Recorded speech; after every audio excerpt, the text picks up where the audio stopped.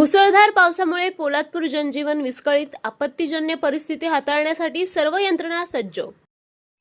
पोलादपूर शहरात कालच्या मुसळधार पावसामुळे नगर पट्ट्यात रस्त्यावर 2 फूट पर्यंत सावित्री नदीचे पाणी चढले। नागरिकांना सतर्क करण्यासाठी व सुरक्षेसाठी तहसीलदार कपिल घोरपडे, नगरपंचायत नगराध्यक्षा अस्मिता पवार, पोलीस अधिकारी पवार व यंत्रणा त्वरित संभाव्य आपत्तीबाबत नियोजनासाठी सदर ठिकाणी आले।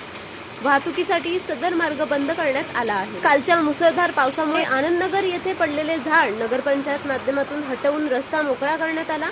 तसेच प्रभातनगर पश्चिम व समर्थनगर येथे पाणी भरलेल्या ठिकाणी उद्या जेसीबीद्वारे खासगी भरावामुळे पाण्याच्या प्रवाहाचा अरुंद झालेला मार्ग पुरेसा रुंद करण्याचे आपत्ती व्यवस्थापन यंत्रणेद्वारे नियोजित करण्यात आले आहे। तहसील यंत्रणा व नगरपंचायत यंत्रणा तसेच नॅशनल हायवे अधिकारी व L&Tचे मेंटेनन्स पाहणारे अधिकारी यांच्या माध्यमातून नागरिकांना उद्भवणाऱ्या आपत्तीजन्य परिस्थितीतून बाहेर काढण्याचे नियोजन करण्यात आले आहे। झंझावात न्यूजसाठी ब्युरो रिपोर्ट, पोलादपूर, रायगड। रात्रीच्या वेळी अचानक पुन्हा विस्थापन त्यांचं करायला लागू नये म्हणून आपण प्राथमिक स्तरावरच ज्या घरांमध्ये पाणी जाण्याची शक्यता आहे त्या सर्व कुटुंबांना आवाहन केलेलं आहे की त्यांनी सुरक्षित ठिकाणी नगरपंचायतने व्यवस्था केलेली आहे त्या ठिकाणी त्यांनी विस्थापित व्हावं। हे आपण पहिल्यांदाच उपाययोजना करणार आहोत। पोलादपूर शहरामध्ये जे भराव चाललेले आहेत त्या भरावामुळे प्रभातनगर असेल, रामनगर असेल ह्या ठिकाणच्या नागरिकांना मोठ्या प्रमाणात पाण्याला सामोरं जावं लागतं आहे। मोठ्या प्रमाणात या ठिकाणी पाणी तुंबत आहे आणि अनेक नागरिक 3-3 ते 4-4 फूट पाण्याच्या परिघामध्ये राहत आहेत। तर या बाबतीत हा जो भराव आहे मालकाने केलेला, या बाबतीत आपली भूमिका काय असणार आहे?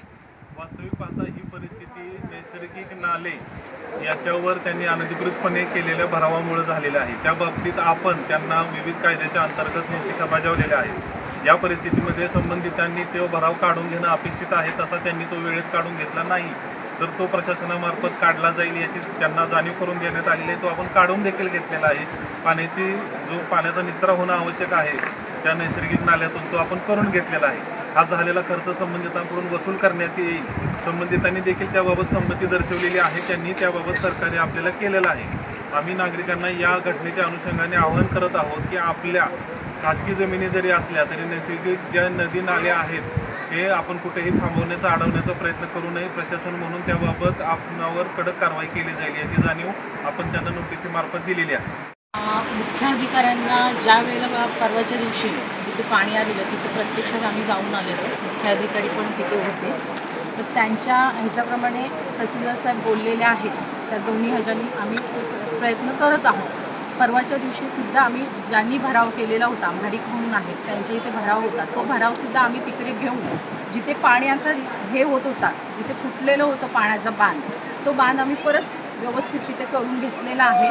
आज आम्ही रेसिपी बघत होतो तिथे हे करण्यासाठी, पण आम्हाला आज भेटला नाही। तर जर का उद्या तो जर उपलब्ध झाला त्याच्यात तर ते आम्ही करणार आहोत।